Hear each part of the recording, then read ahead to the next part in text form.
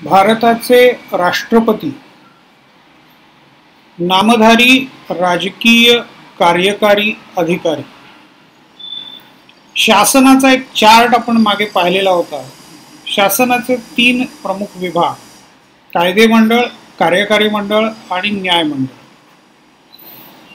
कार्यकारी मंडळ पुन्हा 2 उपविभागामध्ये विभागलं जातं. एक म्हणजे राजकीय कार्यकारी अधिकारी आणि दुसरं अराजकीय कार्यकारी अधिकारी. आता राजकीय कार्यकारी अधिकाऱ्यांमध्ये पुन्हा 2 विभाग पडतात. एक वास्तविक कार्यकारी अधिकारी आणि दुसरे आता आपण ज्यांचा उल्लेख केला ते नामधारी राजकीय कार्यकारी अधिकारी. वास्तविक कार्यकारी अधिकारी म्हणजे ज्यांच्याकडे वास्तविक सत्ता आहे असे कार्यकारी अधिकारी. कार्यकारी अधिकारी इंग्लिशमध्ये त्याला शब्द आहे एक्झिक्युटिव्ह. कायदे मंडळाला लेजिस्लेचर, एक्झिक्युटिव्ह आणि न्यायमंडळ म्हणजे ज्युडिशियरी. तर नामधारी राजकीय कार्यकारी अधिकारी. त्याच्यानंतर अराजकीय कार्यकारी अधिकारी म्हणजे प्रशासन. त्यातला फरकही आपण पाहिलेला होता. पुन्हा एकदा होमवर्क म्हणून तुम्ही त्याची तयारी करू शकता. राजकीय कार्यकारी अधिकारी म्हणजे जे निवडून येतात आपल्या पदावरती, आणि अराजकीय म्हणजे ज्यांची स्पर्धा परीक्षांच्या माध्यमातून निवड होते, ज्यांचा राजकारणाशी काही संबंध नसतो, ज्यांना मर्यादित राजकीय अधिकार असतात, ते सगळे प्रशासकीय अधिकारी आणि प्रशासन म्हणजे अराजकीय कार्यकारी अधिकारी. तर पुन्हा थोडक्यात राऊंडअप करायचं म्हटलं तर शासनाचे 3 विभाग: कायदे मंडळ, कार्यकारी मंडळ, न्याय मंडळ. कायदे मंडळामध्ये भारतामध्ये कोणाकोणाचा समावेश होतो तर राष्ट्रपती आणि संसद. संसदेची 2 सभागृह, लोकसभा आणि राज्यसभा. कार्यकारी मंडळ त्याचं विभाजन राजकीय आणि अराजकीय मध्ये. अराजकीय म्हणजे प्रशासन. राजकीय मध्ये पुन्हा 2 उपविभाग: नामधारी आणि वास्तविक. नामधारी म्हणजे राष्ट्रपती आणि उपराष्ट्रपती. वास्तविक म्हणजे पंतप्रधान, मंत्रिमंडळ. आणि न्यायमंडळ जे आहे त्याच्यामध्ये सर्वोच्च न्यायालय, उच्च न्यायालय आणि सबऑर्डिनेट कोर्ट्स, जिल्हा न्यायालय आणि त्याच्यानंतरची कनिष्ठ न्यायालय. तर ही सगळं सरकारचा डोलारा आहे. ही सगळी सरकारची रचना आहे. ती आपण एका वेगळ्या लेक्चरमध्ये पाहिलेली होती. आत्ता आपण एवढंच पाहणार आहोत की राष्ट्रपतींना काय म्हटलं जातं? नामधारी राजकीय कार्यकारी अधिकारी. ते भारताचे पहिले नागरिक मानले जातात. त्याच्यानंतर ते 3ही सेना दलांचे प्रमुख असतात. म्हणजे तुमचे आर्मी, नेव्ही आणि एअरफोर्स, भूदल, नौदल आणि वायुदल या 3ही सेना दलांचे वेगवेगळे प्रमुख असतात. तर तिघांचे मिळून एकत्रितपणे सरसेनापती, कमांडर इन चीफ ज्यांना म्हणतात, ते भारताचे राष्ट्रपती. युद्ध, तह किंवा शांतता घोषित करण्याचा अधिकार त्यांना असतो. राष्ट्रपती संसदेचे अविभाज्य घटक असतात. संसदेचा अभ्यास करताना आपण हे पाहिलेलं होतं. संसदेचं अधिवेशन बोलावणं किंवा तहकूब करणं. वर्षाच्या सुरुवातीच्या अधिवेशनामध्ये एक जॉईंट सेशन राज्यसभा आणि लोकसभेचं जे होतं त्याच्यामध्ये ॲड्रेस म्हणजे पहिलं व्याख्यान देणं, सरकारचे या अधिवेशनासाठीचे काय काय हेतू आहेत, काय काय उद्दिष्ट आहेत, काय काय साध्य करायचं आहे, कुठल्या विषयांवर कायदे करायचे आहेत, आत्ताची राजकीय परिस्थिती काय आहे, यावरती साधारणपणे टीका टिप्पणी करणारं हे तयार केलेलं भाषण असतं. सरकारने तयार केलेलं. राष्ट्रपती सरकारच्या वतीने किंवा सरकारचं प्रतिनिधित्व करत ते वाचून दाखवतात. तर यांना जसे संसदेचे अधिकार आहेत, म्हणजे आता आणखीन अधिकार म्हटलं तर त्यांच्या सहीशिवाय कुठल्याही विधेयकाचं रूपांतर कायद्यामध्ये होत नाही. संसदेचं अधिवेशन जेव्हा चालू नसतं त्यावेळेला अध्यादेश जारी करण्याचा अधिकार राष्ट्रपतींना असतो. संसदेचं अधिवेशन चालू असताना एखाद्या विषयावर चर्चा घडवून आणण्याचा आदेश ते देऊ शकतात. तर हे सगळे अधिकार संसदेसंबंधीचे राष्ट्रपतींना असल्यामुळे संसदेचं ते अविभाज्य घटक मानले जातात. तसंच न्यायालयाचे काही अधिकार पण त्यांच्याकडे आहेत. त्यांना दया दाखवण्याचा अधिकार असतो, पॉवर टू पार्डन. म्हणजे सर्वोच्च न्यायालयाने ज्या आरोपीला गुन्हेगार साबित करून पुराव्यानिशी फाशीची शिक्षा दिली आहे तो राष्ट्रपतींकडे दयेचा अर्ज करू शकतो आणि राष्ट्रपती त्या अर्जाची छाननी करून त्यांना योग्य वाटल्यास किंवा त्यांना गरज वाटल्यास त्याची शिक्षा कमी किंवा काही बाबतीमध्ये माफ पण करू शकतो. अर्थात आपण हे पाहिलं होतं की अत्यंत वाईट अवस्थेत आजारी असलेले, म्हणजे अगदी बेशुद्ध अवस्थेतच आहे, मग त्याला फाशी देऊन तरी काय उपयोग आहे, काय साध्य होणार आहे. मग अशा वेळेला दया दाखवली जाते. डॉक्टर्स सांगतात की 6 महिन्याच्या वर हा कोणत्याही परिस्थितीमध्ये जिवंत राहूच शकणार नाही, मग अशा माणसाला पूर्ण माफी पण दिली जाऊ शकते. किंवा मग काही वेळेला फाशीची शिक्षा कमी करून जन्मठेप किंवा काही वर्षांची सक्त मजुरी असा दया दाखवण्याचा अधिकार राष्ट्रपतींना आहे. राष्ट्रपती हे निवडून आलेले राष्ट्राचे प्रमुख आहेत. पंतप्रधान हे सरकारचे प्रमुख असतात, तर राष्ट्रपती हे देशाचे प्रमुख असतात. हेड ऑफ द स्टेट आणि हेड ऑफ द गव्हर्नमेंट अशी दोन वेगवेगळी पदं आहेत. तर राष्ट्रपती हे हेड ऑफ द स्टेट म्हणजे राज्याचे प्रमुख आहे. राज्य याचा अर्थ भारत हे एक राज्य, भारत देश, देशाचे प्रमुख. आणि ते कसे आहेत तर निवडून आलेले राष्ट्रप्रमुख आहेत. आपण ही राष्ट्रपती आणि पंतप्रधान ही जी दोन पदं तयार केलेली आहेत ती ब्रिटनच्या संसदीय व्यवस्थेमधून घेतली आहे. पण ब्रिटनमध्ये जो राष्ट्रप्रमुख असतो तो राजा किंवा राणी, क्राऊन ज्याला म्हणतात, ब्रिटिश क्राऊन, ते निवडून आलेले नसतात. ते वंशपरंपरेने ते पद त्यांना मिळतं. एकाच कुटुंबाकडे हे पद कित्येक वर्ष आहे, कित्येक पिढ्या आहे. तर ती पद्धत आपण स्वीकारलेली नाहीये. आपण राष्ट्रपतींना निवडून देतो. निवडून आलेले संसद सदस्य तसेच राज्य विधानसभांचे सदस्य, दिल्ली आणि पुदुचेरी किंवा पॉंडिचेरी पूर्वीचे या विधानसभांचे, आता दिल्ली आणि पॉंडिचेरी किंवा पुदुचेरी हे केंद्रशासित प्रदेश आहेत. संघशासित असं संविधान म्हणतं आपलं. तर केंद्रशासित प्रदेशांच्या पण विधानसभा आहेत दिल्ली आणि पुदुचेरी या. तर त्या विधानसभांचे जे निवडून आलेले सदस्य आहेत ते सगळे मिळून राष्ट्रपतींच्या निवडणुकीमध्ये सहभागी होतात. मग प्रत्येक खासदाराचं काही एक मत ठरलेलं आहे. आता ते कसं केलं जातं त्याचं कॅल्क्युलेशन एका वेगळ्या पेजवर आहे, मी तुम्हाला ते दाखवेन. तर दर 5 वर्षांनी साधारणपणे राष्ट्रपतींची निवडणूक होते. आत्तापर्यंत 1950 पासून 2020 पर्यंत 14 राष्ट्रपती, आत्ताचे जे राष्ट्रपती आहेत श्री रामनाथ कोविंद, हे 14वे राष्ट्रपती आहेत. 1950 मध्ये डॉक्टर राजेंद्र प्रसाद यांना पहिले राष्ट्रपती म्हणून एकमताने घटना समितीने निवडलं. कारण आत्ता आपण जे बघितलं ते राष्ट्रपतींना निवडून द्यायचं असेल तर संसद सदस्य, राज्य विधानसभांचे सदस्य आणि दिल्ली आणि पॉंडिचेरी विधानसभांचे निवडून आलेले सदस्य. आता हे त्यावेळेला अस्तित्वातच नव्हते.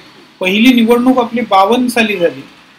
त्यामुळे 50 ते 52 राष्ट्रपतींची नेमणूक तर आपण केली, कारण 50 साली आपण घटना स्वीकारली आणि घटनेमध्ये 52व्या कलमामध्ये असं म्हटलंय की there shall be a president of India, भारताचे एक राष्ट्रपती असतील.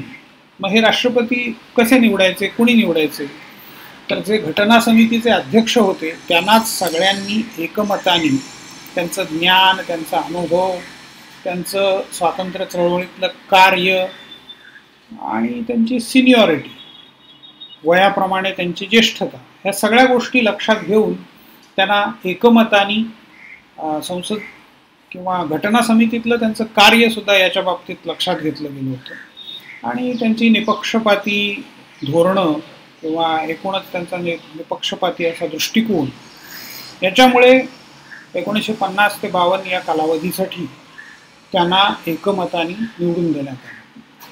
52 नंतर निवडणूक झाली आणि त्याच्यामध्ये पुन्हा ते निवडून आले. 57ची दुसरी टर्म पण ते निवडून आले आणि 62 सालापर्यंत ते पदावरती होते. आजपर्यंतचे सर्वात अधिक काळ राष्ट्रपती पद किंवा राष्ट्रपती पदावर राहिलेले राष्ट्रपती असं डॉक्टर राजेंद्र प्रसादांना तुम्हाला म्हणता येईल. राष्ट्रपतींची यादी आता आपण पाहूया. List of all presidents of India 1947 ते 2020 म्हणजे 47 साली आपल्याला स्वातंत्र्य मिळालं, पण त्यानंतर 1950 पर्यंत आपली घटना निर्मितीची प्रक्रिया चालू होती. 26 नोव्हेंबर 1949ला घटना तयार झाली आणि 26 जानेवारी 1950ला ती लागू झाली. म्हणजे त्यावेळेला ठरलं की आपण कुठल्या प्रकारची व्यवस्था स्वीकारणार आहोत. त्यामुळे 1950 मध्ये पहिल्यांदा राष्ट्रपतींची नियुक्ती करण्यात आली. आपण संसदीय पद्धती स्वीकारलेली होती, त्याच्यामध्ये राष्ट्रपती आणि पंतप्रधान हे दोन्ही असतील हेही स्वीकारलेलं होतं. हे अर्थात आपण मगाशी म्हटलं तसं ब्रिटिशांकडून घेतलेलं आहे. पण राष्ट्रपतींची निवड करण्यासाठी लोकसभा सदस्य, राज्यसभा सदस्य सगळे निवडून आलेले, तसेच विधानसभांचे सदस्य, केंद्रशासित प्रदेशातल्या विधानसभांचे सदस्य हे सगळे 1950 मध्ये निवडलेले नव्हते. त्याच्यामुळे 1950 मध्ये राजेंद्र प्रसादांची नियुक्ती करण्यात आली. तर हे झाले आपले पहिले राष्ट्रपती राजेंद्र प्रसाद. 1950 ते 1962, 1950 ते 52 हा त्यांचा युनॅनिमसली इलेक्टेड बाय कॉन्स्टिट्युएंट असेंब्ली असा तो काळ होता. 52 मध्ये पहिली रीतसर निवडणूक झाली. 52 ते 57 दुसरा काळ आणि 57 ते 62 त्यांचा तो तिसरा कालावधी. म्हणजे असा एवढा मोठा काळ की एवढा कालावधी केवळ याच राष्ट्रपतींना मिळालेला दिसतो. त्यांच्यानंतर 62 ते 67 या काळामध्ये राष्ट्रपती पदावरती राहिलेले आहेत ते डॉक्टर सर्वपल्ली राधाकृष्णन. त्यांच्यानंतर झाकीर हुसेन 1967 ते 1969. म्हणजे पूर्ण कालावधी जो त्यांचा 72 पर्यंत असायला हवा होता तो ते करू शकलेले नाही. त्यांच्या कारकिर्दीमध्येच मृत्यू झाला. त्याच्यामुळे मग व्ही गिरी यांची नियुक्ती झाली काही कालावधीसाठी. मग पुन्हा त्यांची निवड झाली पूर्ण 5 वर्षाच्या कालावधीसाठी 1969 ते 74. त्यानंतरचे राष्ट्रपती आहेत ते फखरुद्दीन अली अहमद. हेही 1974 ते 1977 या कालावधीसाठी राष्ट्रपती होते. तेही आपला कालावधी पूर्ण करू शकले नाही. त्यांचा पदावर असतानाच मृत्यू झाला. नीलम संजीव रेड्डी, जनता पक्षाचं सरकार आलं त्या कालावधीमध्ये त्यांची निवड झाली 1977 ते 1982 या कालावधीसाठी. मोरारजीभाई देसाईंचं जनता पक्षाचं सरकार ते हे जनता पक्षामार्फत निवडून आलेले होते. 82 मध्ये ग्यानी झैल सिंगांची राष्ट्रपती पदावर निवड झाली 1982 ते 1987. म्हणजे 80 मध्ये इंदिरा गांधींचं सरकार पुन्हा सत्तेवरती आलं. 77 ते 80 या काळामध्ये मोरारजीभाई देसाई पंतप्रधान होते. 80 मध्ये पुन्हा काँग्रेसचं इंदिरा गांधींचं सरकार आणि मग 82च्या निवडणुकीमध्ये ग्यानी झैल सिंग हे काँग्रेसचे प्रतिनिधी निवडून आलेले दिसते. 1987 ते 1992 या काळात आर व्यंकटरामन हे भारताचे 8वे राष्ट्रपती म्हणून निवडून आले. 92 ते 97 या काळामध्ये डॉक्टर शंकरदयाळ शर्मा हे 9वे राष्ट्रपती. त्यानंतर 10वे राष्ट्रपती KR नारायणन 1997 ते 2002. 11वे राष्ट्रपती APJ अब्दुल कलाम अणुशास्त्रज्ञ 2002 ते 2007 या कालावधीसाठी. अटल बिहारी वाजपेयींचं सरकार होतं आणि त्यांना उमेदवार म्हणून उभं केलं आणि ते निवडून आले. वाजपेयींची निवड असं मानलं जातं APJ अब्दुल कलाम यांना. अब्दुल कलाम यांचा भारताच्या अणु कार्यक्रमाच्या विकासामध्ये मोठा सहभाग होता. मिसाईल मॅन ऑफ इंडिया असं त्यांना म्हटलं जायचं. त्यानंतर 2007 ते 12 या कालावधीसाठी श्रीमती प्रतिभा पाटील यांची राष्ट्रपती म्हणून निवड करण्यात आली होती. 2012 ते 17 या कालावधीसाठी प्रणव मुखर्जी हे पुन्हा काँग्रेसचे मोठे नेते.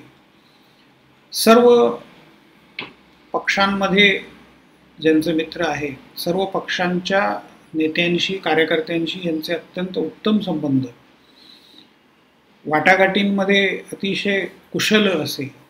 परराष्ट्र मंत्री, संरक्षण मंत्री, गृहमंत्री सर्व प्रकारची पदं यांनी गाजवली आणि काँग्रेसचे प्रवक्ते म्हणून पण त्यांनी बराच काळ कार्य केलं.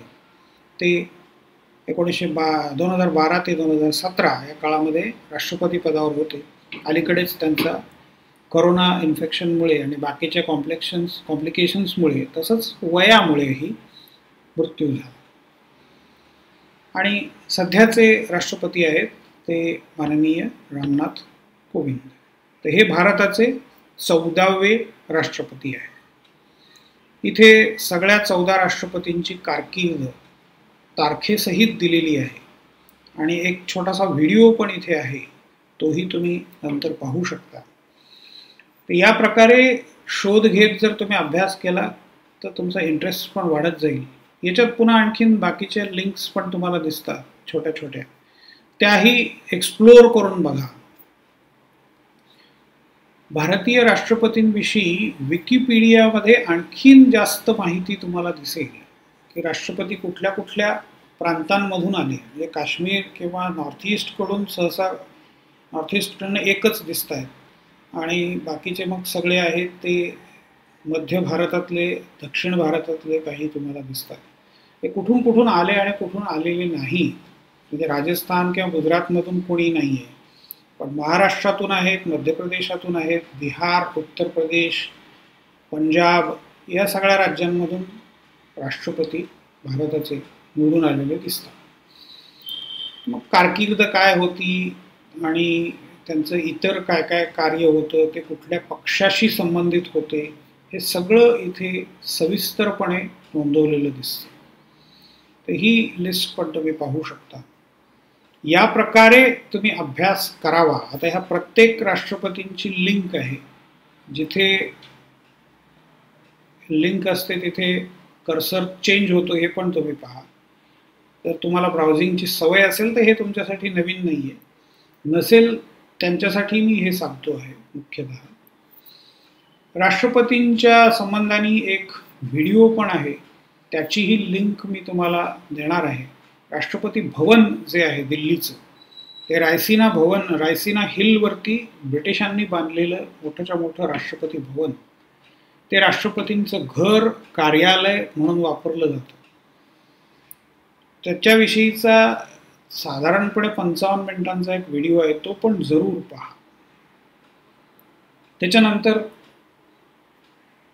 या सगळ्यांची खोलात जाऊन माहिती घ्या. प्रत्येक राष्ट्रपतींची, त्यांच्या कोणत्या पक्षाचे ते होते, त्यांनी काय कार्य केलं, ते सगळं पहा.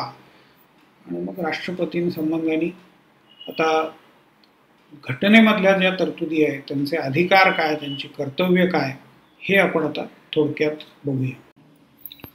भारतीय संविधानाचे 4 भाग आपण पाहिले आणि आता 5वा भाग पाहत आहोत. पहिल्या भागामध्ये आपण भारताच्या प्रदेशासंबंधी वर्णन पाहिलं. किती राज्य आहेत, किती केंद्रशासित प्रदेश आहेत, आणि ही सगळी रचना पहिल्या भागामध्ये आहे. भारताचं क्षेत्र दुसऱ्या भागामध्ये भारतीय नागरिकत्वासंबंधी सर्व तरतुदी करण्यात आलेल्या आहेत. नागरिकत्वासंबंधी कायदे करण्याचे अधिकार सरकारला आहेत आणि त्यांनी कायदे करावेत. वेळोवेळी त्याप्रमाणे सरकारने कायदे केलेले पण आहेत. आत्ताचं जे सिटिझनशिप अमेंडमेंट ॲक्ट आहे तो त्याचाच एक भाग आहे. त्याचीही चर्चा आपण मागच्या लेक्चरमध्ये केलेली आहे. तर दुसऱ्या भागामध्ये नागरिकत्वासंबंधीच्या तरतुदी आहेत. घटनेच्या तिसऱ्या भागात आपण पाहिलं की मूलभूत हक्कांसंबंधीच्या तरतुदी आहेत.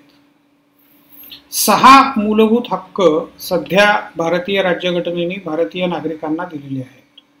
समानतेचा हक्क, स्वातंत्र्याचा हक्क, शोषणाविरुद्धचा हक्क, सांस्कृतिक आणि शैक्षणिक हक्क, धार्मिक स्वातंत्र्याचा हक्क आणि विशेष घटनात्मक उपायांचा हक्क. मूळ घटनेमध्ये राईट टू प्रॉपर्टी हा 7वा हक्क नागरिकांना देण्यात आलेला होता. तो 1978 मध्ये 44व्या घटना दुरुस्तीने काढून टाकण्यात आला. म्हणजे तिसऱ्या भागामध्ये आपण पाहिलं की मूलभूत हक्कांची चर्चा आहे. त्याच्यानंतर चौथ्या भागामध्ये राज्याच्या धोरणाच्या मार्गदर्शक तत्वांची तरतूद करण्यात आली आहे. आयर्लंडच्या घटनेवरून ही विशेष गोष्ट आपण घेतली. डायरेक्टिव्ह प्रिन्सिपल्स अभ्यासाच्या सोयीसाठी साधारणपणे 3 प्रकारांमध्ये त्यांचं वर्गीकरण केलं जातं. समाजवादी तत्व, गांधीवादी तत्व आणि उदारमतवादी तत्व. आता इथे या चार्टमध्ये तुम्हाला त्याचे आर्टिकल नंबर्स पण दिलेले आहेत. उदाहरणार्थ समाजवादी तत्व ही कोणती आहेत? एकूण 36 ते 51 हे आर्टिकल्समध्ये तुम्हाला मार्गदर्शक तत्व सापडतील चौथ्या भागात. तर 38, 39, 39 ए, 41, 42, 43, 43 ए, 47 ही कलमं समाजवादी विचारप्रणाली मांडणारी कलमं आहेत. गांधीवादी विचारसरणीचं समर्थन करणारी किंवा प्रतिनिधित्व करणारी 40, 43, 43 बी, 46, 47 आणि 48 ही तत्व आहेत. तर उदारमतवादी विचारप्रणालीचं समर्थन करणारी 44, 45, 48, 48 ए, 49, 50 आणि 51. हे ए, बी हे काय प्रकार आहे हे तुम्हाला आता अनुभवाने माहिती आहे की घटना दुरुस्त्या करून नंतर ॲड केलेली ही कलम आहे. तर एकूण चौथा भाग असा 36 ते 51 अनुच्छेदांचा, या कलमांचा. आता या चौथ्या भागातल्या तरतुदींप्रमाणे बऱ्याच गोष्टी केलेल्या पण आहेत. आपण हे पाहिलं होतं की चौथा भाग हा त्याच्या विरोधात तुम्ही न्यायालयात जाऊ शकत नाही. नॉन जस्टिसिएबल अशी ती प्रिन्सिपल्स आहेत. पण म्हणजे सरकारवरती तुम्ही जबरदस्ती नाही करू शकत की ही तरतूद केलीच पाहिजे किंवा ही फॅसिलिटी मला मिळाली पाहिजे, हा अधिकार मला मिळाला पाहिजे. परंतु वेगवेगळ्या सरकारांनी आत्तापर्यंत मार्गदर्शक तत्वांप्रमाणे प्रत्यक्षात अंमलबजावणी करण्याचा प्रयत्न केलेला आहे. उदाहरणार्थ अनुच्छेद 38 मध्ये नोंदवल्याप्रमाणे नियोजन आयोगाची स्थापना करण्यात आली. 39 मध्ये सांगितल्याप्रमाणे किमान वेतनाचा कायदा 1948 मध्येच करण्यात आला. मॅटर्निटी बेनिफिट्स ॲक्ट म्हणजे बाळंतपणासंबंधीचे एखाद्या मातेचे अधिकार त्याच्या संबंधीचा 42व्या कलमात नोंदवलेली तरतूद आहे, त्याप्रमाणे कायदा करण्यात आलेला आहे. 73rd आणि 74th अमेंडमेंट म्हणजे अत्यंत गाजलेल्या या अमेंडमेंट 90च्या दशकात झाल्या नरसिंहराव सरकारांच्या काळामध्ये. पंचायती राज व्यवस्था सुदृढ करावं असं लिहिलेलं आहे. त्याप्रमाणे ह्या 2 अमेंडमेंट्स करून सगळ्या राज्यांमध्ये पंचायती राज व्यवस्था सक्तीची करण्यात आलेली आहे आणि त्याला एक शिस्त लावण्यात आली. त्याच्यानंतर 1973 मध्ये क्रिमिनल प्रोसिजर कोड CPC लागू करण्यात आलं. म्हणजे separation of judiciary from executive या कलमाचा किंवा या तत्वाची अंमलबजावणी या क्रिमिनल प्रोसिजर कोडमुळे झालेली दिसते. Environment and wild life protection act, पर्यावरण आणि वन्यजीव संरक्षण कायदा हे 48A मध्ये ते नोंदवलेलं होतं, त्याप्रमाणे तो कायदा करण्यात आलेला आहे. 86व्या घटना दुरुस्तीनी 2002च्या शिक्षणाचा मूलभूत हक्क देण्यात आलेला आहे.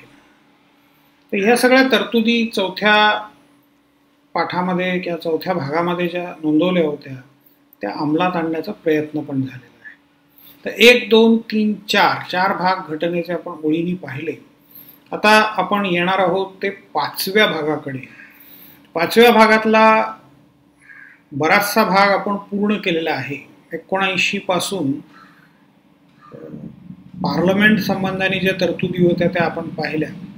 ऑफिसेस ऑफ द पार्लमेंट म्हणजे मग संसदेचे अध्यक्ष, राज्यसभेचे सभापती, मग ते राष्ट्रपती हे, उपराष्ट्रपती हे, पदसिद्ध सभापती कसे असतात ते सगळं आपण पाहिलं. Powers and privileges, legislative procedures, financial मॅटर्समध्ये काय वेगळं आहे, राज्यसभेला अधिकार कसे कमी आहेत, त्याच्यानंतर legislative powers of the president हेही आपण पाहिलं, ज्युडिशियरी आपण पाहिली. आपल्याला आता राहिलंय ते एक्झिक्युटिव्ह म्हणजे कार्यकारी मंडळाचा अभ्यास राहिलेला आहे. त्याच्यामध्ये आपल्याला पाहायचं आहे ते राष्ट्रपती, उपराष्ट्रपती, पंतप्रधान आणि त्यांचं मंत्रिमंडळ, अटर्नी जनरल ऑफ इंडिया आणि कॉम्प्ट्रोलर अँड ऑडिटर जनरल, महालेखापाल. तर त्यापैकी आजच्या लेक्चरमध्ये आपण पहिला भाग पूर्ण करणार आहोत. आर्टिकल नंबर 52 ते 73 ही साधारणपणे 22 आर्टिकल्स होतात. ती 22 आर्टिकल्स आहेत भारताचे राष्ट्रपती आणि भारताचे उपराष्ट्रपती यांच्या संबंधाने. 52 ते 73 अशा 22 कलमांमध्ये राष्ट्रपतींविषयीच्या तरतुदी भारताच्या संविधानामध्ये केलेल्या आहेत. 52व्या कलमामध्ये फक्त एवढंच नोंदवलेलं आहे की भारतामध्ये एक राष्ट्रपती असतील. 53व्या कलमानुसार राष्ट्रपतींकडे कार्यकारी अधिकार असतील, ते तिन्ही सेनादलांचे प्रमुख असतील आणि याच्याशिवाय अधिक कार्यकारी अधिकार देण्याचा अधिकार संसदेकडे असेल. 54व्या कलमामध्ये त्यांच्या निवडणुकीविषयीच्या तरतुदी आहेत.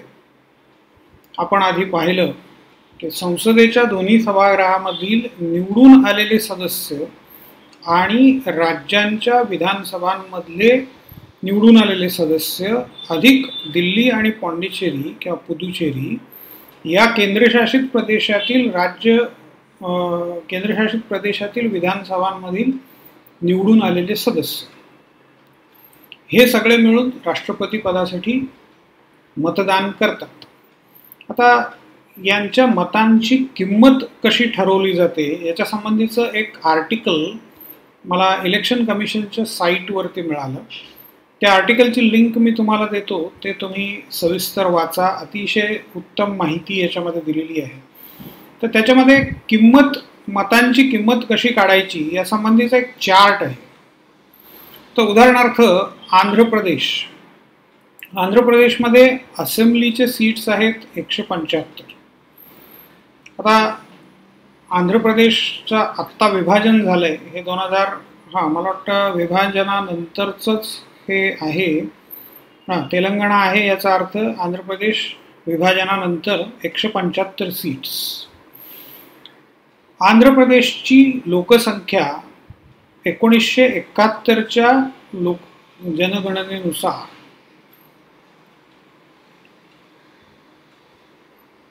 2,78,0586,000 एवढी आहे. आता 1971च का धरायचं, तर 1971 नंतर कुटुंब नियोजनाचे कार्यक्रम भारतभर मोठ्या प्रमाणावर राबवले गेले आणि त्याच्यामध्ये असं दिसून आलं की दक्षिणेकडच्या राज्यांनी अतिशय चांगल्या प्रकारे हे कार्यक्रम राबवले, त्यामुळे त्यांच्या लोकसंख्या वाढीचा दर खूप खालावला.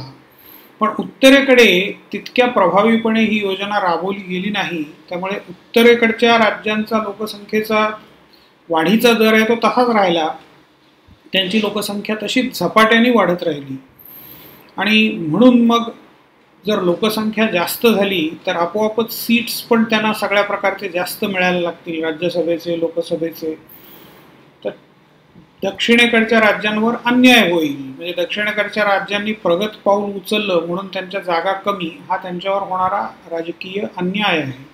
म्हणून तो टाळण्यासाठी 71 पर्यंत, जिथपर्यंत सर्वसाधारण लोकसंख्या वाढीचा दर सगळीकडे सारखा होता भारतामध्ये,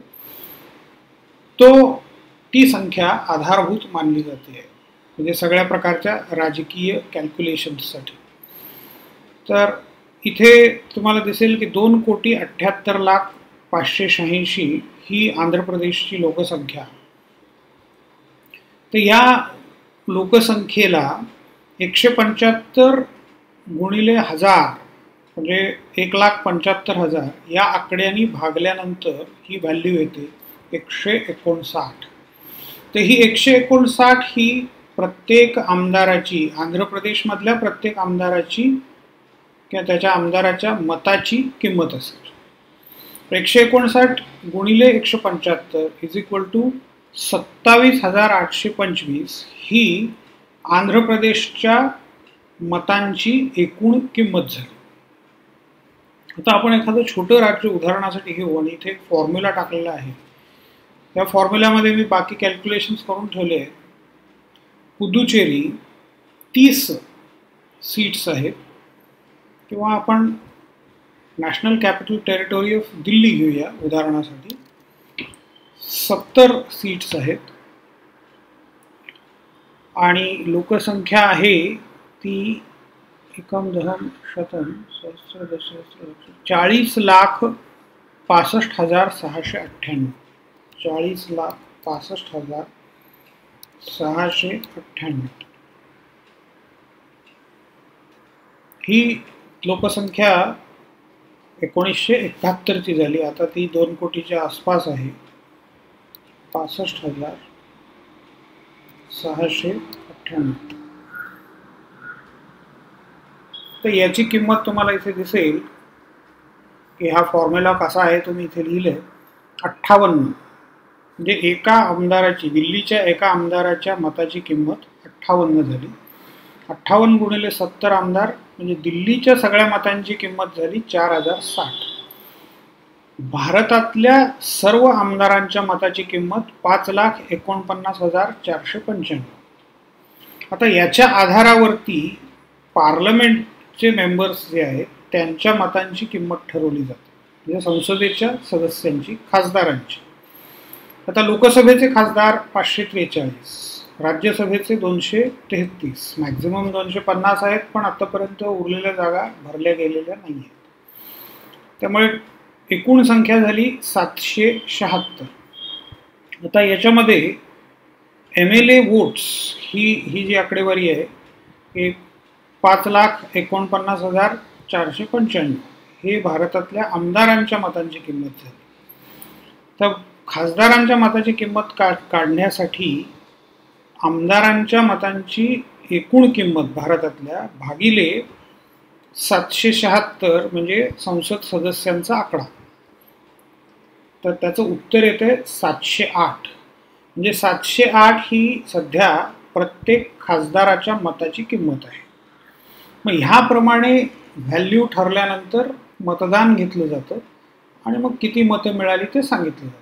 मग ती 5 लाख 2 लाख अशी मतं मिळतात, कारण प्रत्येकाच्या मतांची ही व्हॅल्यू अशा प्रकारची आहे. ही तुम्हाला इथे दिसेल ह्या चार्टमध्ये. आणि अधिक माहितीसाठी हे आर्टिकल जरूर वाचा. ती ही झाली राष्ट्रपतींच्या निवडणुकीची पद्धत. निवडणूक साधारणपणे दर 5 वर्षांनी होते. मगाशी आपण बघितलं की काही अपवाद वगळता 2 वेळेला राष्ट्रपतींचे हयात म्हणजे पदावर असतानाच मृत्यू झाले, त्याच्यामुळे टर्म त्यांची पूर्ण होऊ शकली नाही. एरवी साधारणपणे राष्ट्रपतींनी आपली कारकीर्द पूर्ण केलेली दिसते. तर दर 5 वर्षांनंतर निवडणुका होत राहतात. भारताच्या राष्ट्रपतींचा कार्यकाळ साधारणपणे 5 वर्षाचा मानला जातो. ते पुन्हा निवडणुकीला उभे राहू शकतात आणि अशा पुन्हा उभे राहण्याला किती वेळेला पुन्हा उभे ते राहू शकतील यावर कोणतेही बंधन भारतीय राज्यघटनेमध्ये नाही आहे.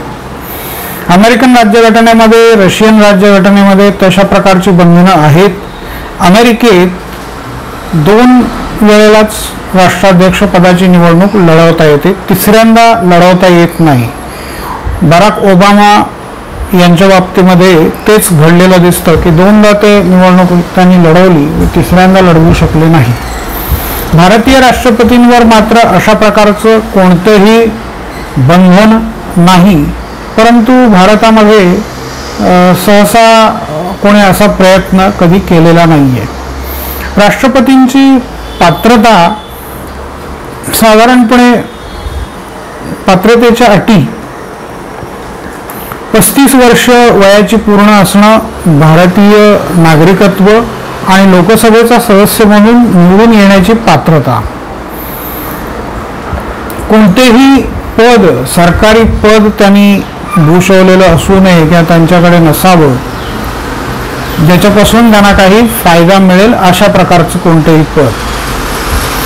ते लोकसभेचे किंवा कुठल्याही कायदेमंडळाचे सदस्य नसावे.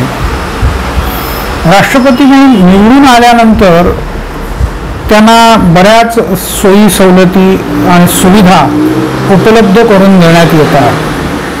राहण्यासाठी घर आणि कार्यालय म्हणजे भारताचं राष्ट्रपती भवन दिल्लीमध्ये रायसिना हिल्सवरती ब्रिटिश काळामध्ये बांधलेलं भव्य असं राष्ट्रपतींचं निवासस्थान. त्याच्यानंतर सेक्रेटरिएट, सचिवालय त्यांच्यासाठी एक वेगळं आहे आणि ते त्यांच्यासाठी सतत कार्य करत राहतात. वेगवेगळ्या प्रकारच्या सेवा ते पुरवत राहतात.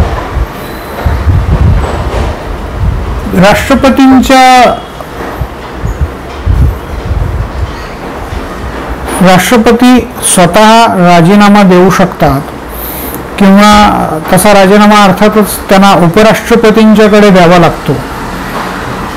महाअभियोगाचा खटला त्यांच्यावरती भरला जाऊ शकतो आणि हा खटला अर्थातच कुठल्याही न्यायालयात नाही, संसदेच्या कोणत्याही सभागृहामध्ये चालवला जातो. दोन्ही सभागृहांची 2/3 बहुमताने त्याला मंजुरी लागते, तेव्हा कुठे त्याचा परिणाम होऊ शकतो, म्हणजे राष्ट्रपतींना पदत्याग करावा लागतो. उपराष्ट्रपतींच्या बाबतीमध्ये साधारणपणे याच प्रकारच्या पात्रतेच्या अटी आहेत. 35 वर्ष वय, राज्यसभेचा सदस्य म्हणून निवडून येण्याची पात्रता, ह्या मुख्य अटी आहेत. आणि राष्ट्रपती आणि उपराष्ट्रपती यांच्या निवडणुकीमध्ये काही वाद निर्माण झाल्यास सर्वोच्च न्यायालय त्याबाबत निर्णय देतं. राष्ट्रपती काही कारणांनी आपलं काम करू शकत नसतील त्यावेळेला उपराष्ट्रपती त्यांचं कार्य करतात, त्यांचा पदभार सांभाळतात. अशा वेळेला उपराष्ट्रपतींना राज्यसभेचा सभापती म्हणून काम करता येत नाही किंवा राज्यसभेच्या कामकाजामध्ये सहभागी होता येत नाही. ही साधारणपणे राष्ट्रपतींच्या बाबतची चर्चा झाली. राष्ट्रपतींची चर्चा साधारणपणे 52 ते 73 या कलमांपुरती मर्यादित आहे असं आपण म्हटलं होतं, परंतु 74वं जे कलम आहे त्याचा राष्ट्रपतींशी जवळून संबंध आहे. त्यामुळे 74व्या कलमाची चर्चा करून आपण राष्ट्रपतींसंबंधीची ही चर्चा पूर्ण करूया. 74व्या कलमामध्ये असं नोंदवण्यात आलेलं आहे की council of ministers to aid and advise president, राष्ट्रपतींना सल्ला देण्यासाठी आणि मदत करण्यासाठी मंत्रिमंडळ असेल. पंतप्रधान आणि त्यांचं मंत्रिमंडळ असा त्याचा अर्थ होतो. पहिले राष्ट्रपती राजेंद्र प्रसाद यांनी याचा अर्थ असा घेतला की पंतप्रधान आणि मंत्रिमंडळ हे यांचं स्थान दुय्यम आहे आणि ते राष्ट्रपतींना मदत करण्यासाठी आहेत, सल्ला देण्यासाठी आहेत. राष्ट्रपती सर्व खरे निर्णय घेतील, राष्ट्रपतींच्याकडे वास्तविक सत्ता असेल आणि पंतप्रधान आणि मंत्रिमंडळ हे त्यांचे केवळ सल्लागार असतील. अर्थात त्या काळामध्ये याच्याकडे फारसं लक्ष कोणी दिलं नाही. पंडित जवाहरलाल नेहरू पंतप्रधान होते, त्यांचा करिश्मा मोठा होता. त्यांनी राष्ट्रपतींचा मान राखत या विषयाची चर्चाच फारशी कुठे केली नाही. त्यांना सन्माननीय राष्ट्रपतींशी वाद घालायचा नव्हता. दोघेही स्वातंत्र्य चळवळीमध्ये एकत्र कार्य दोघांनी केलेलं होतं. त्यामुळे दुर्लक्ष फक्त त्यांनी त्या विषयाकडे केलं आणि त्यामुळे त्या विषयाची चर्चा होऊ शकली नाही. पण त्यानंतरही नेहरू आणि राजेंद्र प्रसाद यांच्यानंतरही या चर्चा सुरू राहिल्या आणि दोघांपैकी सत्ता कोणाची महत्वाची, वास्तविक सत्ता कोणाची, ही चर्चा चालूच राहिली आणि शेवटी या वादावरती पडदा 1976 मध्ये 42व्या घटना दुरुस्तीने घातला. या घटना दुरुस्तीने या कलमामध्ये थोडी सुधारणा करण्यात आली. मूळ कलमामध्ये काय लिहिलंय की there shall be a council of ministers with the prime minister at the head to aid and advise the president. Council of minister असलं पाहिजे सल्ला देण्यासाठी. त्याच्यामध्ये ॲडिशन अशी करण्यात आली, who shall in the exercise of his functions act in accordance with such advice. राष्ट्रपतींनी आपलं कार्य करताना या सल्ल्याप्रमाणेच काम केलं पाहिजे असं त्याच्यामध्ये ॲडिशन करण्यात आली. या ॲडिशनमुळे राष्ट्रपतींच्या दर्जाचा प्रश्न संपला. राष्ट्रपती यांचं स्थान नामधारी राहील हे या घटना दुरुस्तीमुळे स्पष्ट झालं. मोरारजीभाई देसाई यांचं सरकार आणीबाणी उठवल्यानंतर 1977 मध्ये त्यांचं सरकार आलं. ही जी घटना दुरुस्ती आहे ती आणीबाणीच्या काळामध्ये पंतप्रधान इंदिरा गांधी यांच्या सरकारने केलेली होती. भारतीय घटनेमधली आजवरची सर्वात मोठी घटना दुरुस्ती असं मानलं जातं. त्यानंतर त्यानंतर जे मोरारजीभाई देसाईंचं सरकार आलं तर त्यांनी त्याच्यामध्ये सुधारणा थोडीफार करण्याचा प्रयत्न केला. राष्ट्रपतींचा मान किंवा राष्ट्रपतींचे अधिकार वाढवण्याचा प्रयत्न केला. पण त्या तरतुदीकडे पाहता एकूण ती थोडीफार मलमपट्टी केल्यासारखंच केलेलं दिसतं. 1978 मध्ये 44व्या घटना दुरुस्तीने त्याने आणखीन एक कलम, त्या 74व्या कलमामध्ये आणखीन एक उपकलम वाढवलं. Provided that the president may require the council of ministers to reconsider such advice. म्हणजे राष्ट्रपतींना जसा संसदेच्या विधेयकांना व्हेटो किंवा नकाराधिकार वापरण्याचा अधिकार असतो तसाच अधिकार देण्यात आला की ते मंत्रिमंडळाचा सल्ला पुन्हा मंत्रिमंडळाला रिकन्सिडर, पुन्हा एकदा तपासून पहा असं म्हणून पाठवू शकतात. परंतु दुसऱ्यांदा त्यांनी सल्ला दिल्यानंतर मात्र त्यांना तो स्वीकारावा लागतो. तर हा प्रकार या 44व्या घटना दुरुस्तीमध्ये करण्यात आला आणि पुढची तरतूद त्याच्यामध्ये आधीपासूनच आहे की राष्ट्रपतींच्या आणि पंतप्रधानांच्या या सल्ल्यासंबंधीचा जर काही वाद वगैरे असेल तर तो कुठल्याही न्यायालयामध्ये चालवला जाऊ शकत नाही. त्यामुळे एकूण राष्ट्रपतींचं स्थान हे नामधारीच राहिलेलं दिसतं. तर एकूण आपण राष्ट्रपतींची चर्चा केली. त्याच्यामध्ये राष्ट्रपती हे नामधारी कार्यकारी अधिकारी आहेत, त्यांना काही वैधानिक अधिकार आहेत आणि त्यांना काही न्यायालयीन अधिकार पण आहेत. ते भारताचे पहिले नागरिक आहेत आणि ते भारताचे सरसेनापती आहेत.